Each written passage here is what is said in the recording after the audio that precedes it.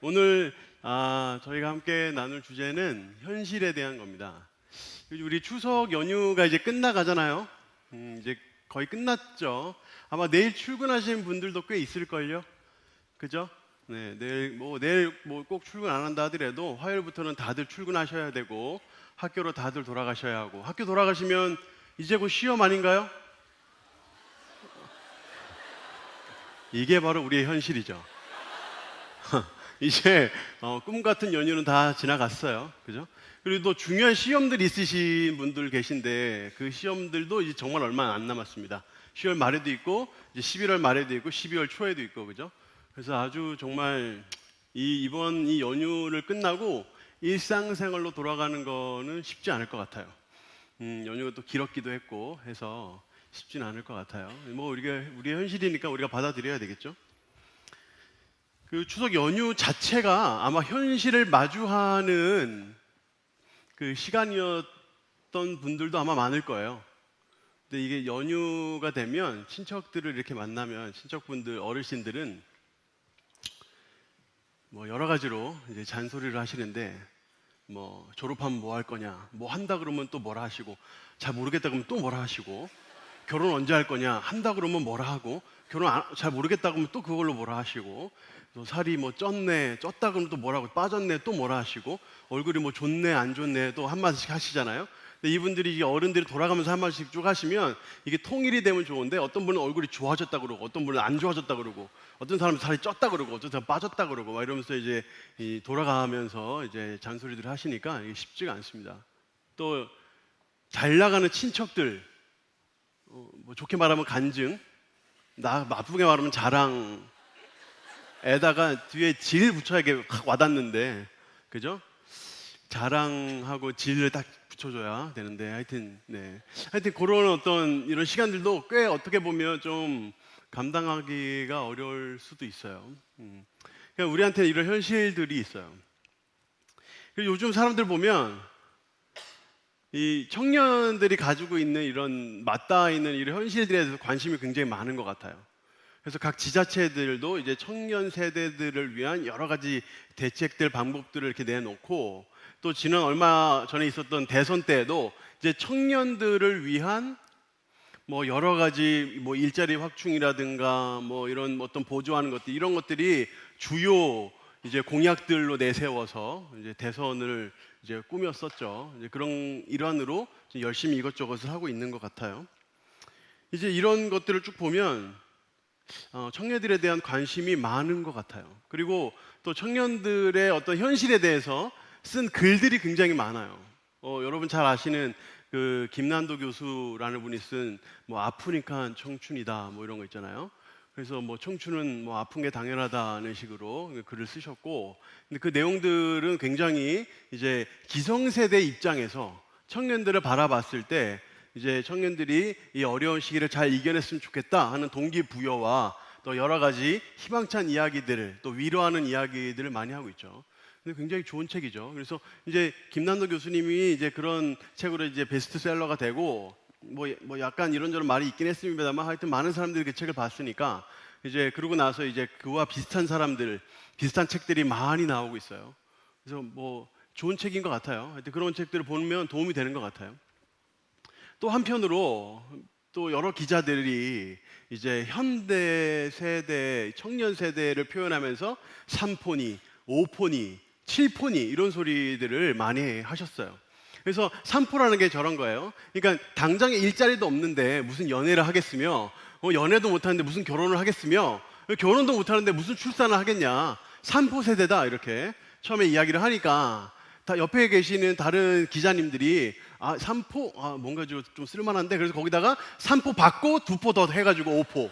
그죠? 그리고 내 집 마련하고 인간관계, 무슨 뭐 결혼도 힘든데 무슨 뭐 돈 벌기도 쉽지 않은데 뭐 내 집 마련 어떻게 가능하겠냐, 뭐 그리고 인간관계도 자기 돈 벌고 자기 공부하기 바쁜데 무슨 인간관계 되겠냐 이래가지고 2개를 더 하셨고, 그 얘기를 들은 또 옆 사람이 굉장히 극단적으로 7포다 이래가지고 또 꿈과 희망을 덧붙여가지고 7포다 이렇게 이야기를 했어요. 이제 얼마 있으면 9포 나올 거예요. 뭐 한 100포 하지 그냥. 저는 이렇게 보면서 약간 좀 한편으로 빈정이 좀 상하더라고요. 이런 어떤 청년에 대한 이야기들은 대부분은 진짜 청년 세대들이 쓴 게 아니라 청년 세대가 아닌 사람들이 청년 세대를 바라보면서 쓴 글들이에요. 이제 진짜 중요한 건 우리들이에요. 그러니까 우리가 현실을 어떻게 받아들이고 있느냐, 이게 진짜 우리에겐 중요한 문제예요. 여러분들은 이런 글들이나 이런 것들을 읽을 때, 또 이런 이야기들을 들을 때 어떤 생각들을 하세요? 3포, 5포, 7포 이런 거 와닿아요? 거기다가 좀 덧붙이고 싶어요? 아니면 좀 빼고 싶어요? 아니면 뭐 여러 가지 김난도 교수님을 포함한 다른 많은 교수님들이 썼던 어떤 청년들에 대한 동기를 부여하는 그런 글들이 어떻게 와닿아요? 아니면 식상해요? 어때요?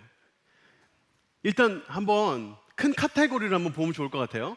여러분의 그 현실이 긍정적이에요, 부정적이에요? 일단 이거부터 마음으로 한번 생각해 보세요.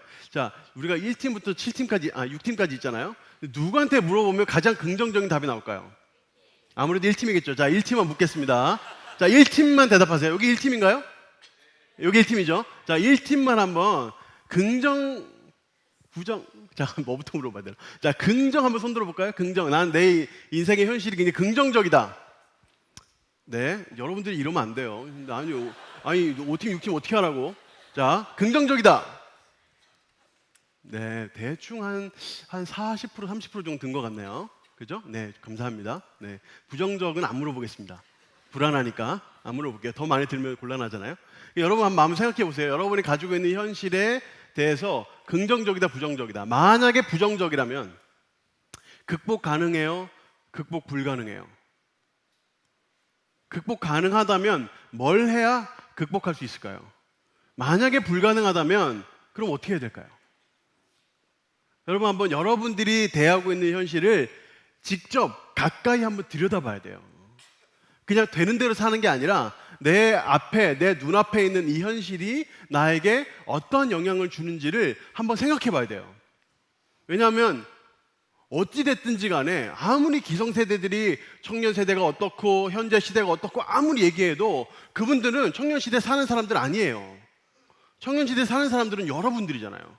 그러니까 여러분들이 여러분들의 세대에 대해서, 여러분들의 현실에 대해서 어떻게 평가하는가가 사실은 뭐 5만 가지 3폰이, 5폰이, 7폰이, 100폰이 다 얘기해도 여러분이 어떻게 생각하느냐가 제일 중요해요. 여러분 어떻게 생각하세요? 여러분의 현실은 긍정적이에요, 부정적이에요? 만약에 부정적이라면 극복 가능해요? 아니면 불가능해요? 만약에 가능하다면 어떻게 하면 극복할 수 있을까요? 만약에 불가능하다면 그럼 이제 어떻게 하실 거예요? 이런 고민들을 해봐야 돼요. 많은 사람들이 얘기하고 또 우리가 정확하게 직면해야 되는 것은 현실은 일단은 가혹하다는 거예요. 절대 현실은 여러분을 봐주지 않아요. 여러분들이 나이가 어리든 여러분들이 형편이 어떻든 전혀 봐주지 않습니다. 현실은 아주 내곡해요. 그래서 여러분들이 어떠한 자세로 대하는가가 그래서 중요한 거예요. 만약에 어떤 사람들이 정말 많은 책들이 이렇게 얘기해요. 우리가 겪는 고난은 우리만 겪는 게 아니고 다른 많은 사람들이 겪는 거니까 우리가 충분히 이겨내고 견뎌내야 된다, 이런 얘기들을 한단 말이에요. 근데 저는 그런 얘기를 들으면서 한편으로 공감하면서도 한편으로는 전 유병재 씨 이야기가 굉장히 와닿아요. 한번 보세요. 한번 보여주세요. 이거 알겠어요, 이거? 나만 힘든 건 아니지만 네가 힘든 건 안다고 해서 내가 힘든 게 덜 힘든 건 아니야. 굉장히 와닿지 않아요, 여러분? 전 굉장히 이게 와닿아요. 네, 저 사진을 자를까 말까를 고민했는데 유병재 씨여서 놔뒀어요. 다른 분이면 아마 잘랐을지도 모르는데. 네. 또 이런 식으로 많이 이야기합니다. 많은 셀럽들, 많은 유명인들을 대상으로 이야기하면서 이 사람들은 이런 상황에 있었는데 이걸 이렇게 극복해서 이렇게 이겨냈다. 당신도 이겨낼 수 있다. 이런 식으로 막 얘기하는 그런 글들도 굉장히 많아요. 물론 한편으로 이해도 되고 한편으로 공감도 되지만 한편으로는 전 이 말이 훨씬 더 와닿을 때가 있어요. 저 말고 하나 더 보여주세요. 네.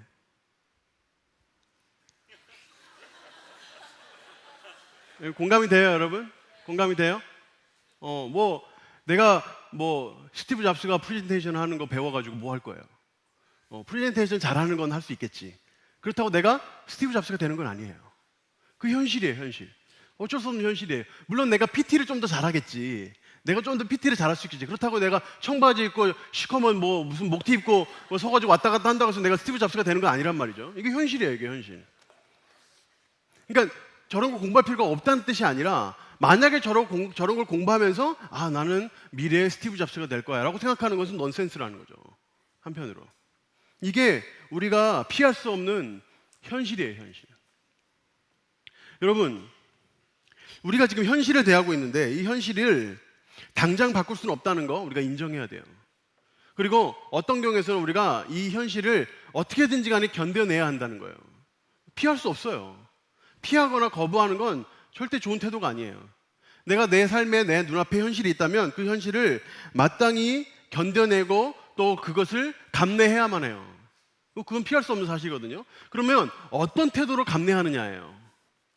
내가 어차피 이 현실을 대해야 되는데 내가 어떻게 그럼 이 현실을 감내하겠느냐는 거예요. 내가 어떤 태도를 가지겠냐는 거예요. 2015년에 취업 포털 잡코리아에서 20대, 30대 498명을 대상으로 다음과 같은 설문조사를 했어요. 설문 내용은 이거예요.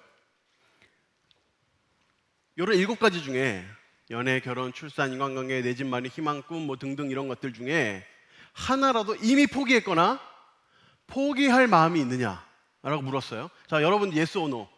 포기할 마음이 있으면 yes. 나는 이거 여기 저기 위에 있는 것 중에 포기할 게 하나도 없어. 그럼 no예요. 여러분 뭐예요? yes예요, no예요? 몇 프로가 yes 했을 것 같아요? 몇 프로가 yes 했을 것 같아요? 자, 결과 보여주세요. 거의 10명 중에 9명이 이미 포기했거나 포기할 수 있다, 포기할 거다 그렇게 응답을 했어요. 그럼 근데 여기서 궁금한 게 생겨요. 저는 여러분들은 이 비율보다 낮기를 바라요. 1팀을 자꾸 보게 됐는데 제가 아까 손을 많이 안 들어가지고 희망찬 우리 1팀은 손 많이 들기를 바랬는데 여러분, 그러면 이것들 중에 뭘 먼저 포기하겠냐가 두 번째 질문이었어요.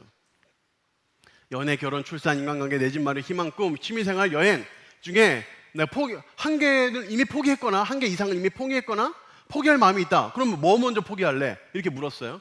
뭐 먼저 포기했을 것 같아요? 여러분들은 뭐 먼저 포기할래요? 뭐라고요? 아, 내 집 마련 많이 나왔어요, 지금 옆에. 여기 앞부분에는 부동산에 관심 있는 분들이 많아요. 내 집 마련 관련해가지고. 자, 결과 한번 볼까요? 네, 이렇게 결과가 나왔어요. 결혼이 1등, 출산이 2등, 내 집 마련이 3번째, 이제 꿈, 뭐 이렇게 맨 마지막에 랭크된 게 이제 취미생활하고 여행이었어요. 그래서 이렇게 물었어요. 왜 이렇게 포기했거나 포기하기로 마음 먹었냐? 왜 포기하기로 마음 먹었냐? 라고 물었더니 33.2%가 지금 사회에서는 이루기 힘들기 때문에 이렇게 답했어요. 지금 사회에서는 이루기 힘들기 때문에. 그리고 15.4%는 포기하는 게 마음 편해서 이렇게. 그리고 그러면 해결책은 무엇일까요? 라고 물었더니 약 30%, 29.9%가 사회 구조가 바뀌면 벗어날 수 있을 것 같다. 이렇게 답을 했어요. 여러분, 저는 이 결과를 보면서 좀 이해가 안 되는 게 뭐냐면 결혼은 포기할 수 있으면서 여행은 포기 못한다는 게 좀 이해가 안 돼요.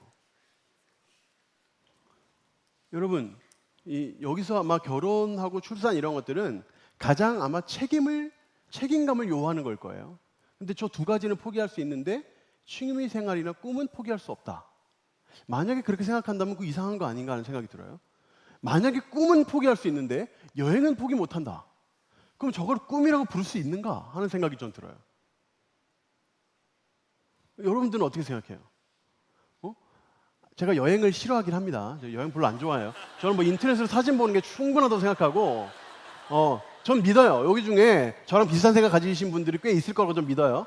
저는 별로 이렇게 여행 별로 안 좋아합니다. 어디 가는 거 별로 안 좋아하고 뭐 그냥 이렇게 집에서 이렇게 요즘은 또 화상 통화도 잘 되니까 그죠?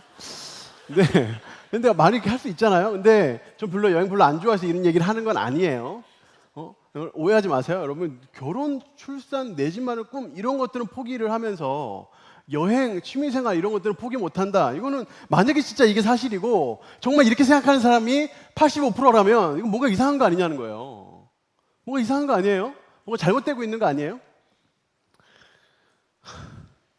여러분, 현실이 가혹한 건 맞아요. 근데 현실이 답답한 건 맞아요. 네, 이거 내려주셔도 돼요.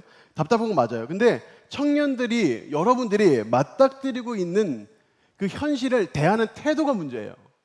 그러니까 현실이 가혹한 건 맞아요. 우리가 어떻게든지 간에 현실은 맞닥뜨려야 하고 우리가 어떻게든지 감내해야 되는데 어떤 태도로 감내하느냐는 거예요.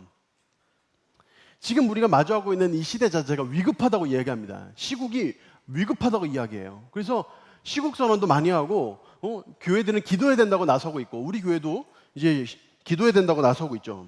근데 그만큼 어려운 건 맞아요. 그런데 그 말이 세상이 어려워, 사회가 어려워, 그 말이 그러면 현실을 대충 회피하고 대충 거부하고 도망다녀도 된다 이런 뜻은 아니에요. 그런 식으로 받아들인다 그러면 그건 뭔가 이상한 거예요. 잘못되고 있는 거예요. 물론 저도 현실을 너무 상투적으로 표현하거나 또는 당연히 감내할 수 있고 감내해야만 한다 이런 식으로 이야기하는 것에 대해서는 사실은 굉장히 식상하다고 생각해요. 그리고 기분도 나빠요.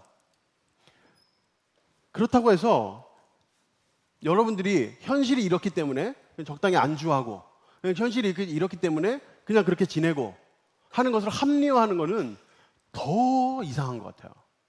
더 잘못된 것 같아요. 그건 더 식상하고 더 안 보고 싶어요. 현실에 만족하는 것과 안주하는 것은 개념 자체가 달라요. 우리는 기본적으로 현실에 만족할 줄 알아야 돼요. 현실에 감사할 줄 알아야 돼요. 근데 현실에 안주해서는 안 돼요. 이게 무슨 말이냐면 여러분 빌립보서 4장 12, 13절 한번 보시면 한번 같이 한번 읽어볼까요? 자, 시작. 나는 비천에 처할 줄도 알고 풍부에 처할 줄도 알아. 모든 일 곧 배부름과 배고픔과 풍부와 궁핍에도 처할 줄 아는 일체의 비결을 배웠노라. 내게 능력 주시는 자 안에서 내가 모든 것을 할 수 있느니라. 아멘. 여러분 지금 사도 바울이 뭐라고 얘기하냐면 나는 아주 비천한 것에 처할 줄도 알고 풍부한 것에 처할 줄도 안다. 난 배고픈 것도 괜찮고 배가 부른 것도 괜찮다. 나는 풍요로운 것도 괜찮고 궁핍한 것도 괜찮다. 왜냐하면 그 가운데 만족할 수 있고 그 가운데 감사할 수 있는 일체의 비결, 일체의 마음가짐을 내가 가졌다는 거예요. 그래서 어떤 상황이든지 간에 그것이 궁핍한 상황이든 아니면 힘든 상황이든 어려운 상황이든 아니면 배부른 상황이든 풍요로운 상황이든 상관없이 주님 내게 능력 주시니 내가 모든 것을 할 수 있다. 이것은 하나님의 능력 주시니까 네가 슈퍼맨 될 수 있다는 뜻이 아니라 어떤 상황에서든지 간에 하나님은 나에게 이길 힘을 주시고 또 그 가운데 만족할 수 있는 은혜를 주시니 나는 그 가운데서 만족하고 그 가운데 하나님의 뜻을 이룰 수 있는 능력이 내게 있다고 난 믿는다 하는 고백이에요. 이게 바로 감사예요. 우리가 곧 추수감사절 다가오는데 이게 바로 감사거든요. 근데 이게 감사인데 이렇게 감사하지 않고 그냥 현실에 안주해서 그냥 내가 현실이 이러니까 현실이 어쩔 수 없으니까 현실이 배고프니까 그냥 어쩔 수 없다. 난 그냥 여기에 머물러서 그냥 물 흐르는 대로 살란다 하는 의미하고는 다른 의미라는 거예요. 여러분 제가 아무리 얘기해도 무슨 말인지 잘 모를 것 같아서 영상 하나 준비했으니까 한번 영상 한번 같이 보고 또 이야기하겠습니다.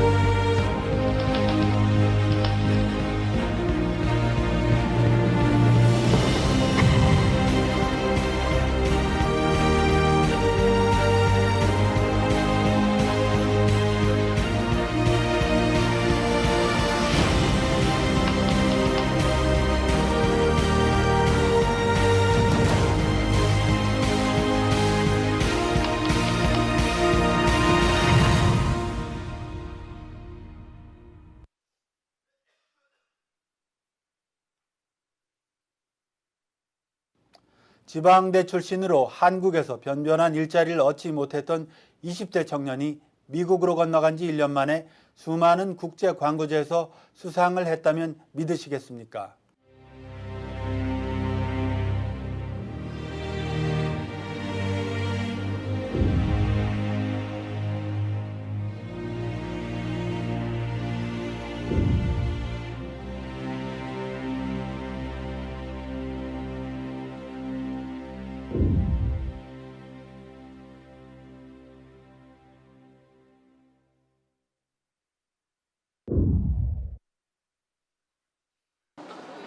헐리우드 인기 영화의 주인공들이 부산 도시철도 서면역에 나타났습니다.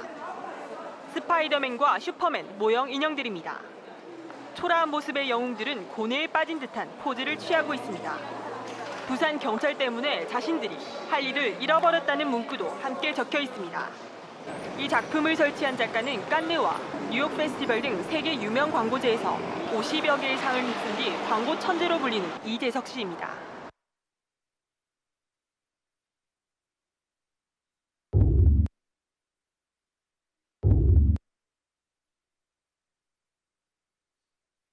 이미 뭐 일상 속에서 쉽게 볼 수 있는 뭐 그런 흔한 소재들을 갖다가 이제 어디에 갖다 놓는가 뭐 이거가 포커스지, 뭐 제가 하는 작업 자체가 뭐 제가 뭐 새롭게 제가 뭐 발명해내거나 뭐 이렇게 저만의 독특한 스타일이니까 이렇게 생각하지 않거든요. 그 자체가 이제 뭐 워낙에 누구나 다 생각을 할 수 있고 누구나 알고 있는 뭐 그런 친숙한 소재를 갖다가 이제 좀 다르게 배치 배열하고 좀 다르게 보여지게 해서 좀 어떤 그 속에서 새로운 이야기나 새로운 어떤 좀 뭐 그런 아름다움이나 이런 걸 좀 찾아내려고 많이 노력을 하고 있죠.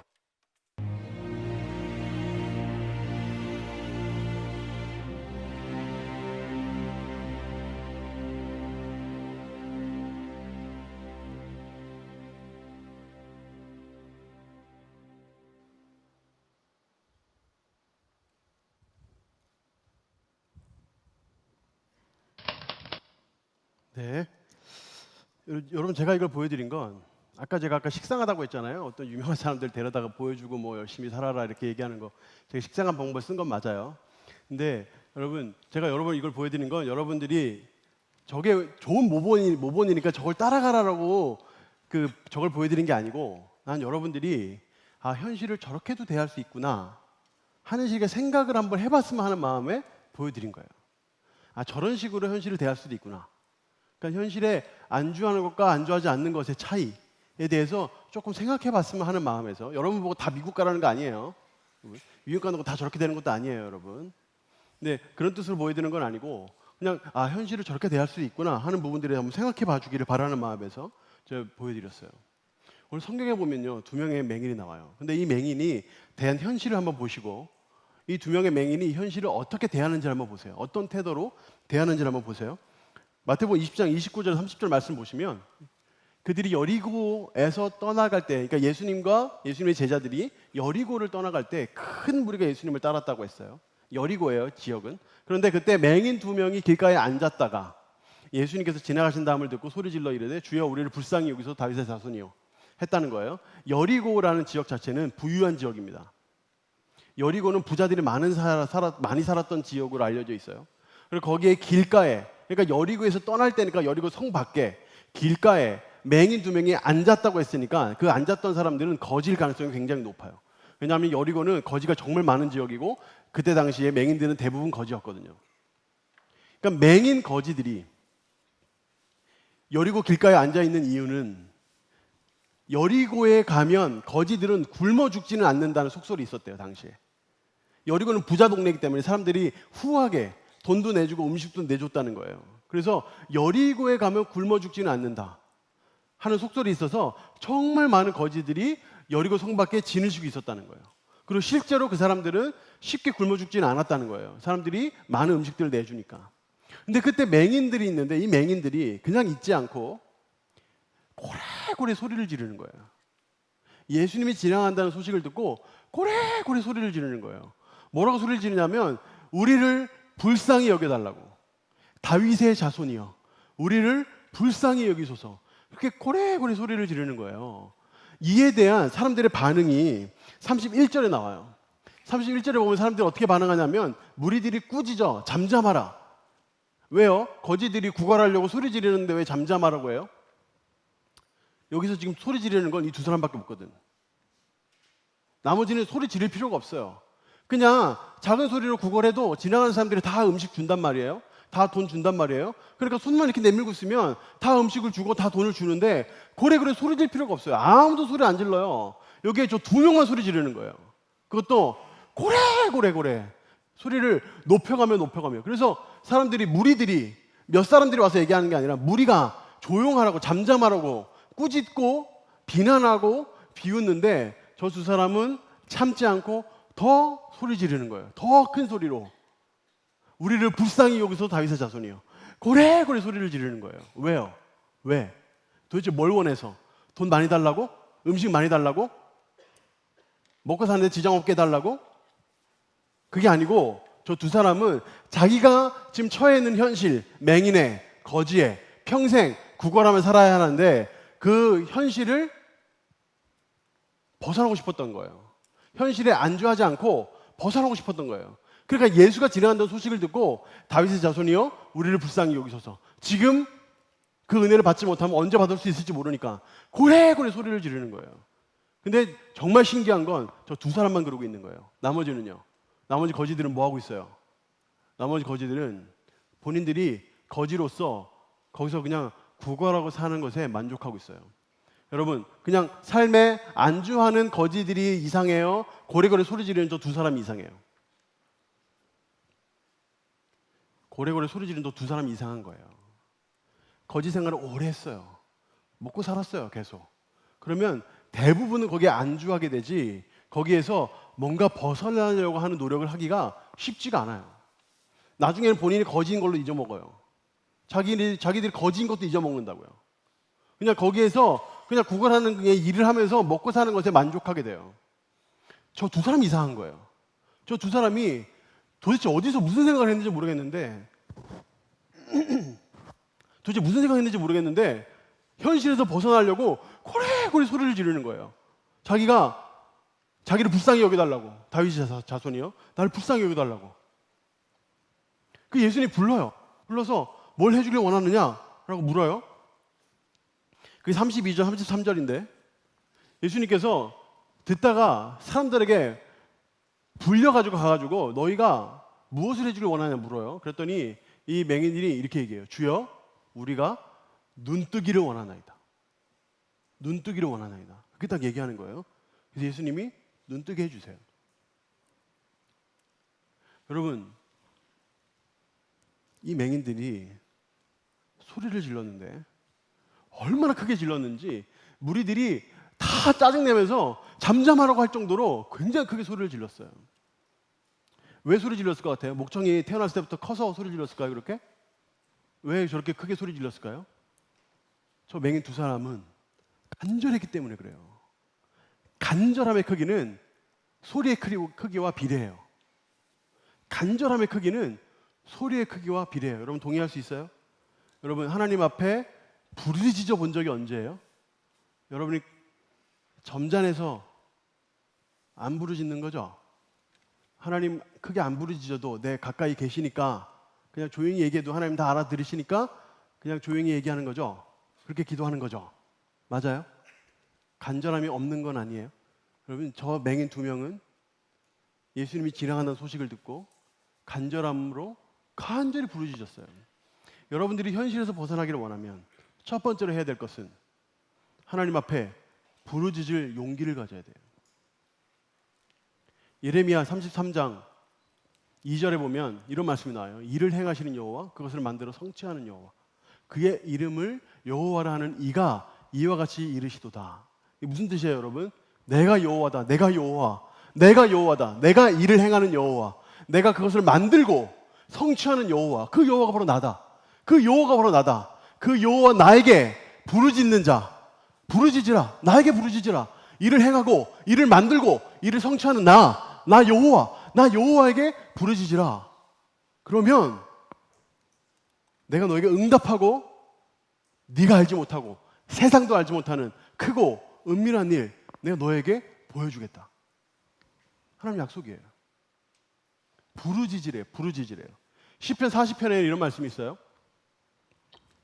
한번 1, 2절 같이 한번 읽어보겠습니다. 시작. 내가 여호와를 기다리고 기다렸더니 귀를 기울이사 나의 부르짖음을 들으셨도다. 나를 기가 막힐 웅덩이와 수렁에서 끌어올리시고 내 발을 반석 위에 두사 내 걸음을 견고하게 하셨도다. 아멘. 다윗이 부르짖었대요. 어떻게 부르짖었대요? 기다리고 기다리며 부르짖었대요. 하나님 앞에 기다리고 기다리며 부르짖었대요. 다윗이 예수님 멀리 계셔서, 하나님 멀리 계셔서 부르짖은 게 아니라 그의 간절함으로 부르짖은 거예요. 부르짖었더니 기가 막힐 웅덩이와 수렁에서 끌어올리시고 자신의 발을 든든한 반석 위에 두셔서 사실 견고하게 하셨다는 거예요. 부르짖었더니 그렇게 된다는 거예요. 여러분, 내가 현실에서 벗어나기를 원하면 기본적으로 하나님 앞에 부르짖을 용기를 가져야 돼요. 두 번째, 우리가 현실에서 벗어나기 위해서 해야 될 것은 내가 도대체 뭘 원하는지를 알아야 돼요. 정확한 목표를 가져야 돼요. 예수님께서 뭘 해주길 원하냐고 물었을 때 맹인들이 순도한 식으로 얘기했어요. 눈 떠서 보기를 원하나이다. 왜 눈 떠서 보기를 원했을까요? 거지라면 많은 돈, 하루 먹을 음식 말고 한 열흘 먹을 음식, 평생 먹을 음식 주세요 라고도 할 수도 있잖아요. 눈 뜨면 뭐예요? 눈 뜨면 돈 주나? 눈 떠서 도대체 뭐 하고 싶었을까요? 사랑하는 가족을 만나고 싶었을까요? 모르겠어요. 모르겠는데 자신의 현실에서 벗어나기 위해서 한 가지를 구해야 된다면 뭘 구해야 된다? 알고 있었어요. 맹인은. 눈 떠서 보기를 원하나이다. 바로 고백했어요. 솔로몬도 마찬가지예요. 솔로몬도 1,000번째 딱 지난 다음에 꿈속에서 하나님 나타났어요. 하나님 나타나서 진짜 이렇게 물었어요. 뭐 줄까? 이렇게 물었어요. 뭐 줄까? 그랬더니 솔로몬 뭐라 그래요? 듣는 마음을 달라 그래요. 많은 백성들의 수요가 많아서 내가 이 사람들 다 재판해야 되는데 나에게 듣는 마음, 지혜를 주십시오. 그러니까 하나님께서 흡족히 여기시고 지혜도 주시고 부귀와 영화도 함께 주셔요. 여러분 실제로 여러분에게 하나님이 나타나서 뭐 줄까? 하면 여러분 뭐 달라고 할래요? 이거 생각하는 거 생각보다 쉽지 않아요.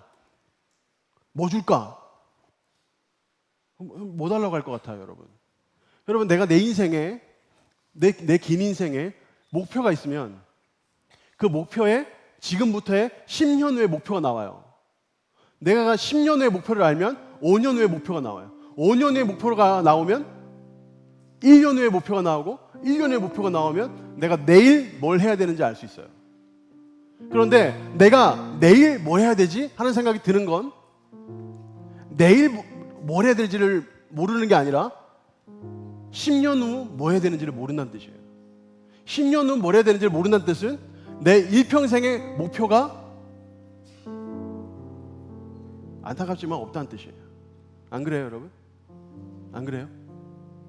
여러분 맹인들에게 배울 점이 있어요. 뭐 줄까? 눈뜨게 해주세요. 왠지 몰라. 눈뜨게 해달래. 자신의 현실에서 벗어나기 위해서 지금 이 답답한 현실에서 벗어나기 위해서 딱 구해야 될 거 그거 하나. 눈뜨게 해주세요. 목표가 있었다는 거죠. 세 번째, 남들의 비웃음을 감내할 만한 용기가 있어요. 여러분이 아는 성경 인물 다 대보세요. 아브라함도 한때 사람들에게 비웃음거리였어요. 모세도 많은 사람들을 출애굽시켰지만 그도 한때는 비웃음거리였어요. 다윗도 하나님 마음에 합한 자고 왕 중의 왕, 다윗의 자손이라고 할 정도로 왕 중의 왕 그 다윗도 한때는 미친 자고 돌아다니고 또 한때는 비웃음거리였어요. 이사야는 3년 동안을 옷 벗고 다녀야 됐고 그는 비웃음거리였고 눈물의 선지자 예레미야도 한때 그도 비웃음거리였어요. 예수님도 비웃음거리였어요. 여러분들이 하나님을 향해서 내 인생을 걸고 하나님을 향해 달려가면서 어떤 사람들이 약간의 비난과 비웃음 받는 거 그거 여러분 특별한 거예요? 여러분 당연한 거예요. 우리가 이 세 가지를 기억한다면 우리는 현실을 걸림돌로 삼아 안주하고 머무르는 게 아니라 디딤돌 삼아 현실을 뛰어넘을 수 있어요. 맹인은 그렇게 뛰어넘었어요. 근데 여러분, 제가 이 말씀을 보면서 정말 이해 안 됐던 게 있어요. 예수님 도대체 왜 이 맹인 두 명을 불쌍히 여기셨을까? 왜 불쌍히 여기셨을까? 이게 저한테는 되게 궁금한 거였어요. 34절에 보면 예수님께서 이렇게 말씀하세요. 예수께서 불쌍히 여기사. 왜 불쌍히 여기셨을까? 왜 불쌍히 여기셨을까? 예수님께서 그 16장 4절에 이런 말씀을 하셔요. 악하고 음란한 세대가 표적을 구하나 요나의 표적밖에는 보여줄 표적이 없느니라.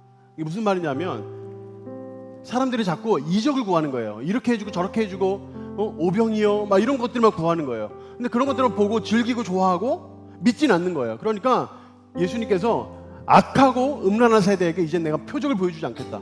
내가 표적을 보여준다면 요나의 표적. 요나가 물고기 뱃속에 들어갔다가 3일 만에 나오잖아요. 마찬가지로 예수님이 십자가에서 죽으시고 감옥에 그 무덤에 갇히셔서 거기에서 3일 만에 나오는 십자가와 부활. 그 표적 말고는 내 너희에게 주지 않겠다 하는 공언하는 장면이에요. 예수님께서 이적을 행하시지 않겠다고 공언을 하셨어요. 16장에. 예수님의 기적은 마태복음의 8장과 9장에 집중적으로 나옵니다. 8장과 9장은 예수님의 사역 초기예요. 그때 집중적으로 나오고 이제 후반기로 가면 갈수록 이적을 거의 행하시질 않아요. 그런데 놀랍게 20장 말미에 예수님께서 맹인들을 고치신 거예요. 여러분, 이건 이상한 일이에요. 성경 읽다 보면 흐름이 앞뒤가 안 맞아. 우리 마태복음 20장 18절 말씀에 보면 그때 예수님께서 이런 말씀하세요. 보라, 우리가 예루살렘을 올라가노니 인자가 대제사장들과 서기관들에게 넘겨짐에, 그러니까 예수님이 내가 넘겨질 거다. 그들이 죽이기로 결의하고 이방인들, 로마인들에게, 로마 사람들에게 넘겨져서 내가 조롱받고 채찍질 받아 내가 십자가에 못 박아 죽고 3일 안에 살아날 것이라는 것에 대해서 제자들에게 말씀하세요. 예수님이 지금 죽음을 준비하고 있어요. 이게 바로 예수님이 처한 현실이에요. 죽음을 준비하고 있어요. 죽음을 준비하고 있는데 그 다음에 제자들이 어떻게 반응하나 보세요, 여러분. 20장 20절 21절. 그때 세베대의 아들들의 어머니가 그 아들들, 야고보와 요한입니다. 여러분, 야고보와 요한은 예수님의 수제자들 중에 하나예요. 야고보와 요한이 예수님께 와서 어머니까지 대동하고 와서 이렇게 얘기합니다. 나의 이 두 아들, 주의 나라가 임할 때 하나는 우편에 하나는 좌편에 앉혀달라고. 여러분, 이게 말이 돼요? 이게 예수님께서 지금 십자가에 죽을 걸 얘기하고 있어요. 대놓고 얘기했어요. 나 죽을 거라고. 그런데 제자들은 어떻게 하면 큰 자리 가질까? 저 얘기 듣고 제자들이 기분 나빠했어요. 왜냐면 자기네들도 큰 자리 갖고 싶었거든. 이런 답답한 현실 속에서 갑자기 두 명의 맹인이 고래고래 소리를 지르는 거예요. 나 눈 뜨게 해달라고, 나 눈 뜨게 해달라고, 나 눈 뜨게 해달라고 고래고래 소리를 지르는 거예요. 그런데 왜 예수님이 그들을 불쌍히 여기셨냔 말이에요. 아니, 그들도 불쌍히 여기실 거면 저 제자들도 오른편 우편에 앉혀주셔야지. 그렇게 마음 좋으시면. 근데 예수님이 절대 지금 마음 좋으신 상황이 아니란 말이에요. 답답한 상황이란 말이에요. 곧 자기 죽는단 말이에요, 십자가에서. 사람들은 그거 아무것도 모르고 이거 해달라고 그러고 저거 해달라고 그러고 눈 뜨게 해달라고 그러고. 그런데 갑자기 예수님이 이 두 사람에게 찾아가셔서 불쌍히 여기시는 거예요. 여러분, 그 장면 한 번 더 보세요. 34절인가요? 한번 보세요. 예수께서 불쌍히 여기사 어떻게 하셨어요? 그들의 눈을 만지시며 곧 보게 되어 그들이 예수를 따랐어요. 여러분, 예수님께서 눈을 만지시거나 하는 장면이 별로 안 나와요. 누구의 눈을 만지시는 분이 아니에요. 그냥 말씀으로 고치시죠. 여러분, 저는 이런 생각을 해요. 예수님께서 곧 자기 자신도 자기가 처해 있는 이 현실, 십자가에 달려 죽으셔야 되는 현실. 여러분, 예수님께서 십자가에 달려 죽으시는 거 쉽게 죽으셨겠죠? 예수님은 하나님이시니까 십자가에 달려 돌아가시는 거 뭐 그거 그냥 껌으로 편하게 하셨겠죠? 여러분, 그래요? 여러분, 겟세마네에서 예수님이 얼마나 부르짖으며 우셨어요. 얼마나 부르짖으셨어요. 이 잔을 내게서 옮기시옵소서. 가능하시거든. 이 잔을 내게서 옮기시옵소서. 주님, 십자가에서 죽기 싫어요. 하나님, 나 십자가에서 죽기 싫어요. 마치 어린아이가 아버지 바지끄댕이 붙잡고 나 죽기 싫어요. 그렇게 하시는 것처럼 누가복음에는 예수님의 그 눈물이 마치 핏방울처럼 뚝 뚝뚝뚝 떨어졌다 그래요. 그 정도로 간절히 자신에게 처한 현실을 벗어나고 싶어서 기도했다 그래요.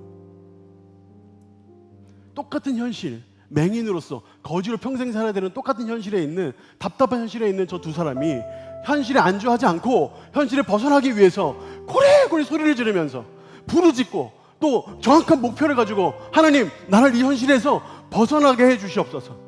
하나님, 이거 나한테 주시옵소서. 간절히 구하면서 매달리는 사람들의 비난과 비웃음도 저 뒤로 하고 듣지도 않고 오로지 그것을 향해서 분투하며 나아가는 그 맹인 두 명을 보면서 예수님의 현실과 오버랩되지 않았을까요? 공감되지 않았을까요? 정말 불쌍히 여기는 마음이 생기지 않았을까요? 본인의 현실도 또한 그러니까. 전 예수님이 이 상황에서 정말 그들을 불쌍히 여기셨다는 생각이 들어요. 그래서 그들의 눈에 손을 대시면서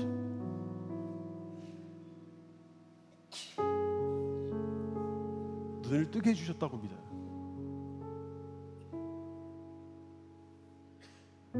여러분, 우리가 대하고 있는 현실은 여러분 쉬운 현실은 아니에요. 마치 안개가 자욱한 것처럼 앞에 안 보이고 어쩌면 못 이겨낼 수도 있을지도 모르겠어요. 어쩌면 쉽지 않을 수 있어요.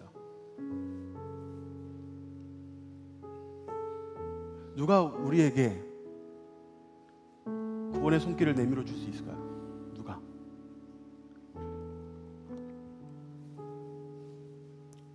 여러분, 내가 현실을 봤을 때 현실이 뿌해서 앞에 안 보이고 어디로 가야 될지 모를 때 여러분 거기 그냥 주저앉아 있으면 안 돼요.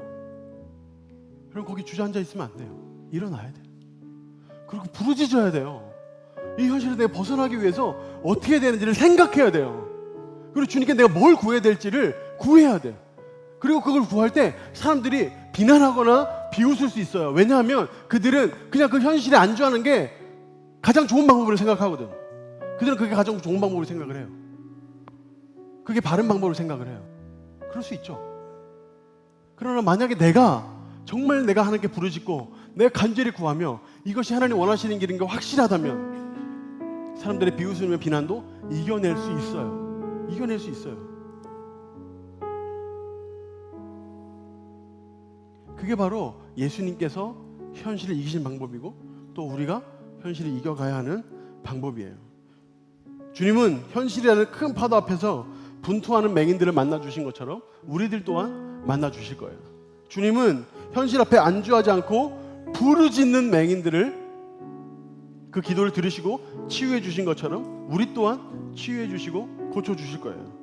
주님은 그 현실 앞에서 분명한 목표를 가지고 돌진하는 맹인들을 사랑해 주신 것처럼 우리 또한 사랑해 주실 거예요. 예수님은 우리를 위해서 기꺼이 십자가라는 현실을 마주하시고 견뎌내시고 십자가에서 죽기까지 우리를 사랑하셨으니 그 크신 사랑으로 우리를 그렇게 사랑해 주실 거예요. 만약에 우리가 의지가 있다면, 우리가 현실을 대하고 현실을 마주할 수 있는 의지가 있다면 우리가 이 현실을 디딤돌 삼아 뛰어넘을 용기가 우리에게 있다면 하나님 우리에게 그렇게 은혜를 주실 거예요.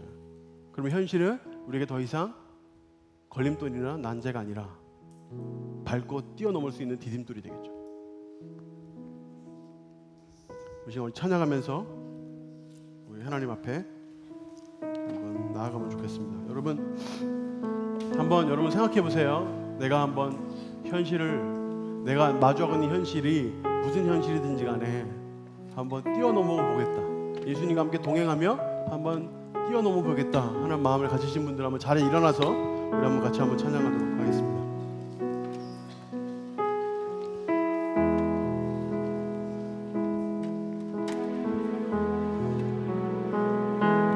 안개 속에서 주님을 보내 아무도 없을 것 같던 그곳에서 손 내미셔서 나를 붙드네 길 잃고 쓰러져가던 그곳에서 한번 더 합시다. 안개 속에서 주님을 보내 아무도 없을 것 같던 그곳에서 손 내미셔서 나를 붙드네 길 잃고 쓰러져 가던 그곳에서 주 말씀하시네. 주 말씀하시네 내 손 잡으라고 내가 곧 길이요 진리 생명이니 나 그 길을 보내 주 예비하시고 다른 길로 돌아서지 않으리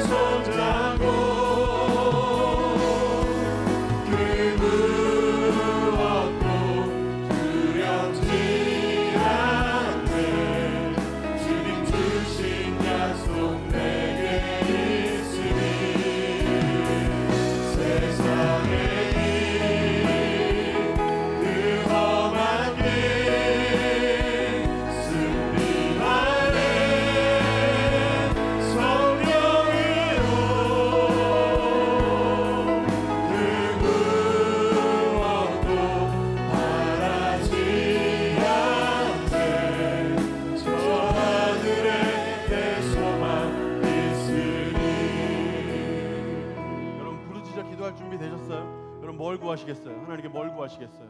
이 시간 내가 내 현실을 이기기 위해서 뭘 구하시겠어요? 우리 이 시간 믿는 마음으로 하나님 앞에 하나님 내가 당한 이 현실을 이기고 부르짖어 승리하게 하여 주시옵소서. 하나님 이 뜻대로 하나님 뜻대로 살아가며 주의 뜻을 이루는 내 인생 되게 하여 주시옵소서. 세상이 지고 세상이 무너지고 세상에 엎어지지 않게 하여 주시옵소서. 우리 한 주여 한번 부르고 같이 한번 기도합니다. 주여!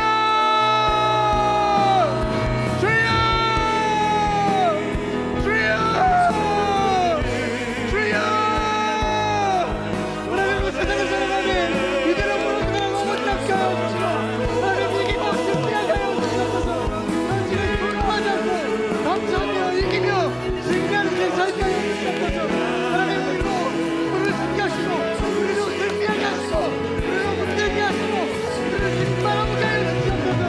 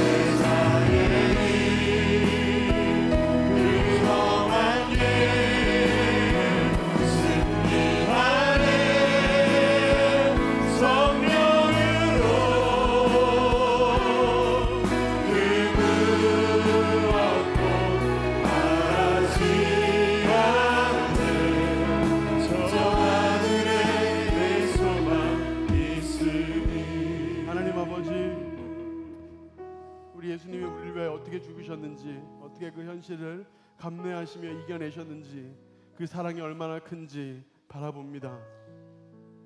자신의 아들까지 내어주신 그 하나님께서 우리에게 무엇인들 못해 주실까? 하나님은 선하시며 또 하나님은 전능하셔서 우리의 모든 삶을 아시고 이끄시는 것을 믿게 하여 주시옵소서.